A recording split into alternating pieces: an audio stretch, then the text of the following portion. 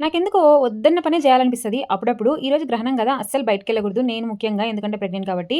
కానీ నాకు ఈరోజే అవి లేవు, ఇవి లేవు, అవి తీసుకురావాలా, ఇవి తీసుకురావాలని గుర్తొస్తున్నాయి. మళ్ళీ గ్రహణం గదా! అని చెప్పేసి కామైపోతున్నా. ఇంకా ఏం చేయాలా అని కూర్చుంటే బిక్కికాయలు గుర్తొచ్చి ఇంకా ఓపెన్ చేసి కూర్చొని తింటున్నా అనమాట. నేను నిన్న ఒక వీడియో చేశాను బిక్కికాయల గురించి. ఇంకా మా వాళ్ళు కొంతమందయితే ఎట్లొచ్చినాయి, ఎట్లొచ్చినాయి మాకు, మాకు అని పెడుతున్నారు. వీడియో చూసారు గదా! అట్లనే తినేసేయండి అని చెప్పాను.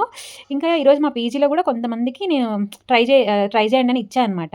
వాళ్ళైతే "ఏంటివి ఎట్లా తింటారు?" అని అడుగుతున్నారనమాట. నాకు తర్వాత తెలిసిన విషయం ఏంటంటే, అసలు ఇవి చాలా మందికి తెలీవు. అందులో ఆంధ్రాలో గూడా తెలుగు వాళ్ళకి గూడా చాలా మందికి తెలీవు. ఇవి అన్ని ఏరియాల్లో పండవనుకుంటా.